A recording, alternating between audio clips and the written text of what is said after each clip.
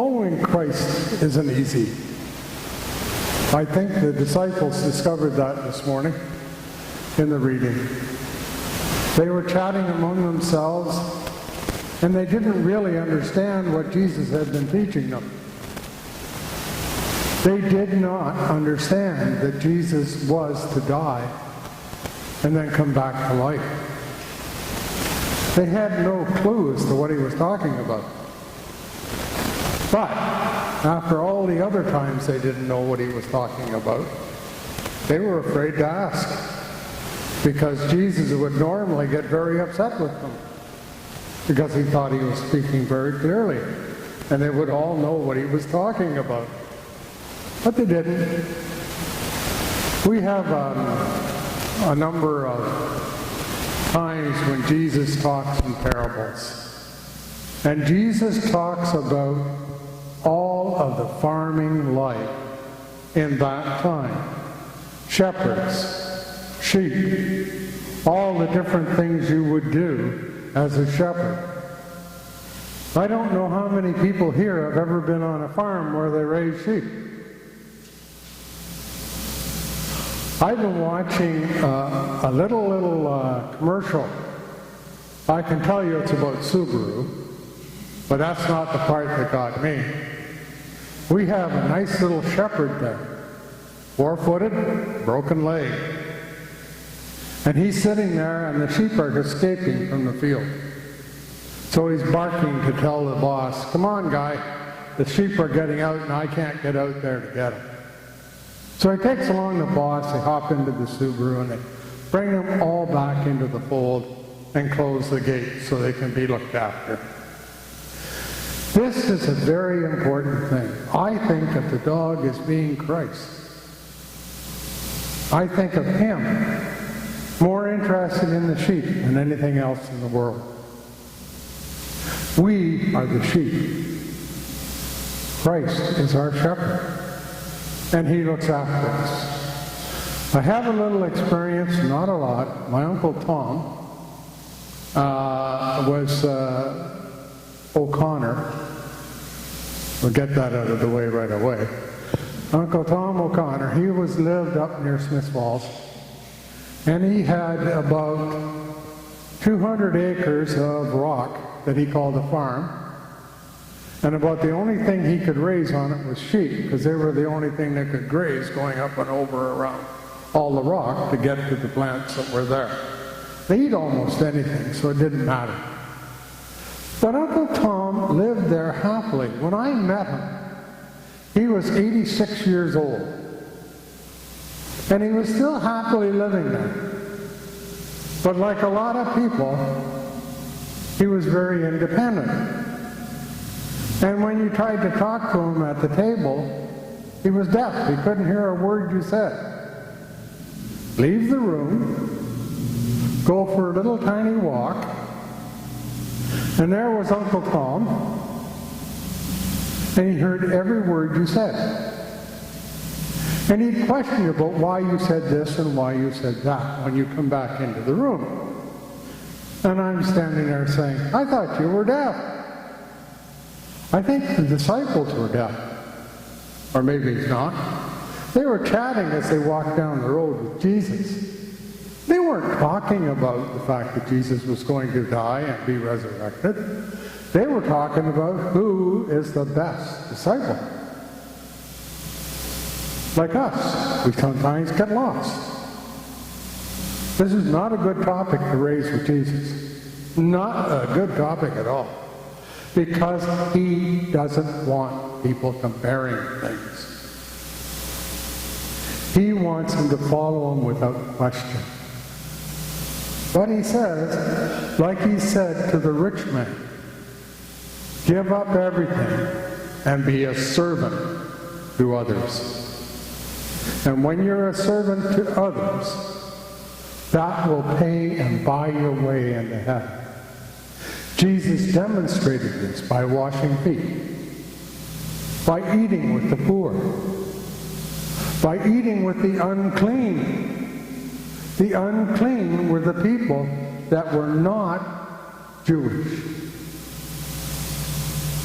He visited throughout the land. He was not intimidated by any of the people. He was the first that said there was not just Jewish people in the world. He was the one that said, let's join together and become one. When we go out and we look through the world today, I would like to see a oneness that we do not have. They have a common tie with the God of Abraham. The Muslims, the Jewish, and the Christians. And yet they can't seem to get together. They can't seem to coexist and be happy in the same world, although they have a common God. I am appalled by the treatment of the people in Syria. I see a leader who's trying to hold on to power when clearly he has none, except the power of might. He has no authority from the people, as far as I can determine. We are here and we wish to become one. Jesus' role was to unite us under one God. We need to find a way. We also need find a way to fill the pews in the church. It's not happening. But I'm looking around today and I see some strangers, and welcome to all of you. It's so great to have you here. Today also is another a day of concern. You have, all of you who are regular givers, have received a folder. And in the folder is a request that we give more money to the church. I was reading Day by Day, and there was a young gentleman in there who is a committed Christian. He's clergy. And he's sitting there saying to himself, in this book, I made a mistake. He said, because I sit there and I take all the money out of my income, and then after whatever's left over, I decide how much I can afford to give to the church. He said, this is backwards. If we love God, if we love the church, who should we make our first commitment to? That was his question and partly mine too. We should make our commitment to God, and they could make our income fit what we wish to do in this world. Sometimes it's an awful lot of money. Sometimes it's not very much. Jesus talked of the great gift of the woman who gave 2 pennies at the church. Not because of how much the dollar value was, but rather how much it was of the income and the wealth she had, because it was all that she had. And she gave it to the church. From Kings, there comes the story of Leviticus. And there's a widow. And the widow is making supper. And she reaches into the pot on the shelf. And she takes out a little grain, reaches into another pot, takes out a little oil, and puts it on the fire to cook. This is all she has left until the next time she can afford to buy some food. And Leviticus drops in for a visit and asks her if she could feed him. Yes, she said, I can. So she reached back into the pot, and there was grain. And she poured it in. Much to her surprise, because she knew how little oil was left in the pot. When she reached in, there was sufficient oil to cook the grain. Someone had provided for the two of them. A miracle. We must remember in our own society that we have to provide and reach outside our own church. Too many of us in the church today are thinking only about paying the bills. We get our money in, and all of it goes to pay the bills. How much outreach is going on? I was so pleased and so proud last year when we bought 2 silos for the African community.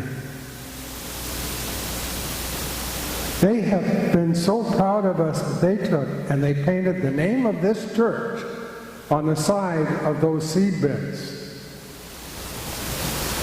And from Windsor, Ontario. So if you go to Africa and you go to that village, you will see, and so will anybody else, that they know that our church is capable of outreach. But we're not doing as much as we could.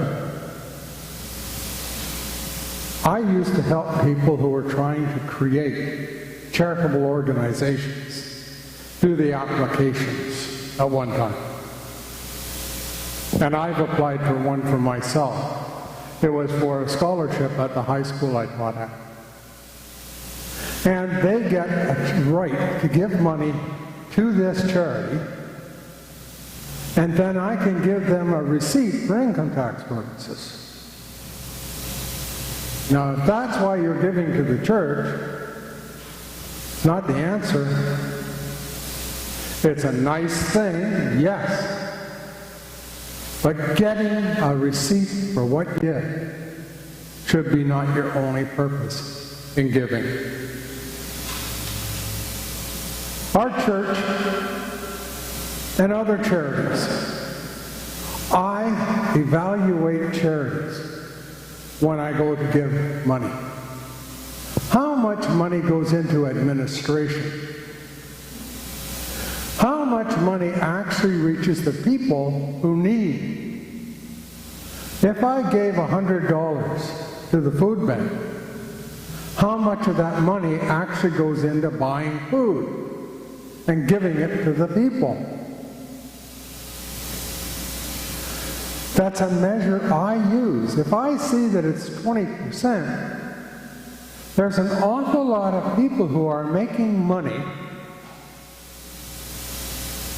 from that donation who are probably not in need. I have seen some charities, particularly the ones they mail out to you, with almost close to the name. It's almost a heart and stroke, but it's a stroke and wellness. It's almost something else like that. And they get the money, and when they evaluate them, they find out 95 to 100% is going to administration. I was asked by, I was a president of the Lions in South Porcupine. And we were given a request for funds. So I thought, well, we should check it out. We did. And I asked, they were supporting the torch run for the OPP. And that was a great concern to me. I loved the torch run. And I wanted to give them money. So I phoned up the local organizer of the torch run in Timmins, and I said, how much money has this organization given you over the last 10 years? Because they're in our community and they're collecting money, how much money have they actually given to you? He said, well, we can't seem to meet their criteria. We fill out all the applications, and that's all we've ever gotten from them is applications. Not 1 cent has come back into this community for those children. If we look at ourselves here, and we were applying for a charitable status, and we had to count the money we give to outreach as percentage.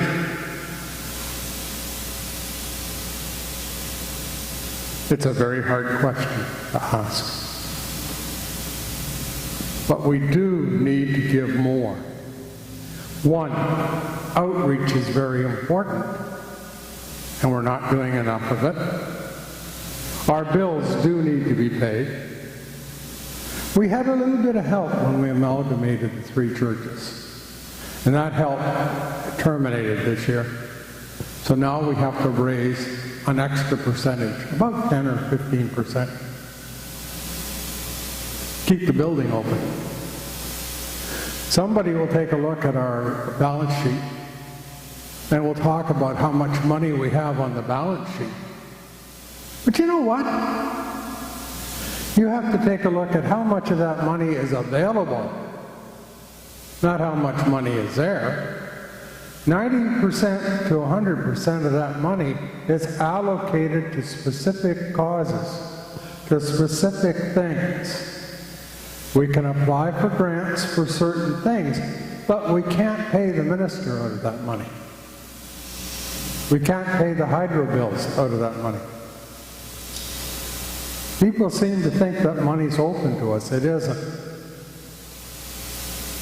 Up north, when churches were going bankrupt, we actually had to take the bishop to court and sue to use some of the money in those funds to pay our bills. And the bishop said no, and the courts said no, because the people that gave that money set aside for memorial things and other things they wish to be done in the church. So the church's doors could close. Now, I don't think we're that close here, but we do have to mind our own business, and we have to make sure that we pay our way.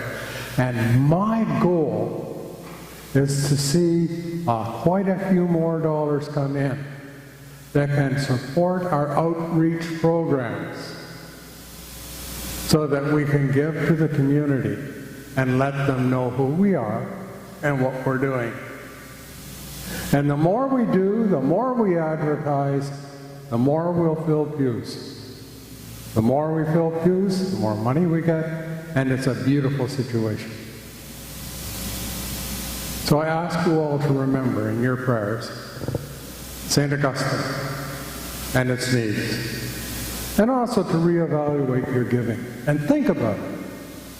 And if you wanted to go to outreach and you're going to give extra money, put a note down and let us know that it's for outreach so that we can do that. In the name of the Father, the Son, and the Holy Spirit. Amen.